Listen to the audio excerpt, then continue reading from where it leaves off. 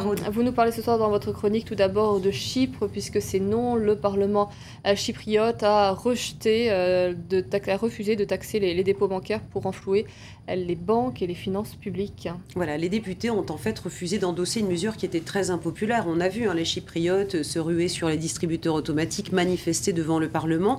Et malgré une version édulcorée de cette mesure qui aurait exclu de cette taxation les dépôts s'ils n'atteignaient pas le plafond de 20 000 euros, donc en deçà de 20 000 euros, eh bien, ça a été un non franc et massif. En fait, le problème de Chypre, c'est que la Troïka veut bien l'aider à restructurer ses banques et ses finances publiques, mais pas au-delà de 10 milliards d'euros, parce qu'au-delà, eh bien, ce serait gonfler encore la dette publique de Chypre, au risque de ne pas voir cette dette remboursée. Il fallait donc, dans l'accord qu'il y ait, les négociations en tout cas, qu'il y ait Chypre et la Troïka, que Chypre trouve 6 milliards d'euros, quasiment 6 milliards d'euros, et c'est le président chypriote qui, manifestement, après la décision non pas de taxer les dépôts, ça faisait partie de l'accord, mais de taxer absolument tous les dépôts, y compris les petits, alors qu'en fait, la Troïka, elle, espérait que ces dépôts soient taxés, mais au-delà des 100 000 euros.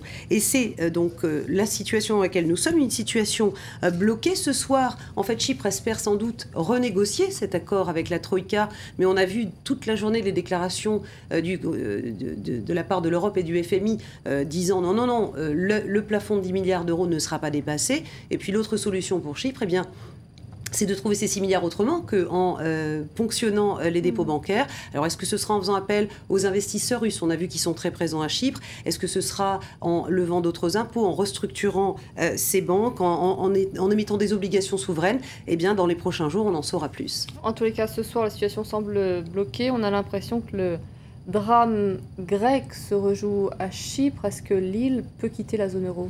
Alors c'est une question qui se pose, c'est une option qui a été exclue plus tôt dans la journée par le ministre espagnol des Finances qui a estimé que ça n'était pas du tout d'actualité de voir Chypre sortir de la zone euro, mais c'est vrai que les analystes, eux, sont moins catégoriques. Écoutez. C'est le pire scénario. Les marchés sont laissés dans l'incertitude.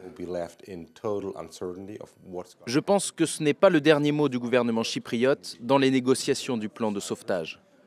Toutes les options sont maintenant sur la table, y compris celle d'un défaut chypriote. Voilà, et pour rassurer les investisseurs, pour rassurer aussi tous les citoyens européens qui pourraient courir, retirer leur liquidité, la Banque Centrale Européenne dit ce soir qu'elle fournira les liquidités nécessaires et qu'il n'y a pas lieu de s'affoler. En attendant, eh bien, c'est l'inquiétude sur les places financières, on s'en doute.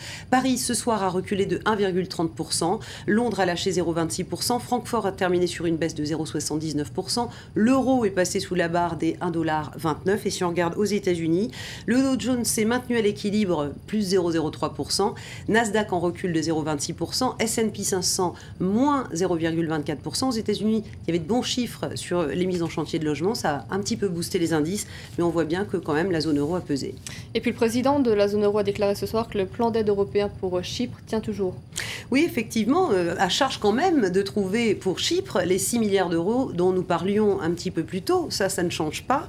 Et ce qu'on peut imaginer, c'est qu'un compromis pourrait être trouvé, parce que c'est vrai que la zone euro n'a pas intérêt à une sortie de Chypre de l'union monétaire, car si Chypre s'effondre, c'est la crédibilité de toute la zone qui est mise en cause. Alors pourquoi faut-il sauver le soldat chypriote? Explication avec Axel Simon.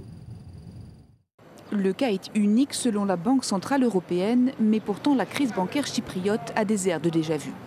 Exactement comme en Irlande en 2011, le système bancaire est hypertrophié. Le montant total de ses actifs représente plus de 7 fois le PIB de l'île. C'est 2 fois plus que l'Allemagne ou l'Espagne. Le gouvernement a tout misé sur la préservation du système bancaire. Et dans le même temps, ils lui portent atteinte.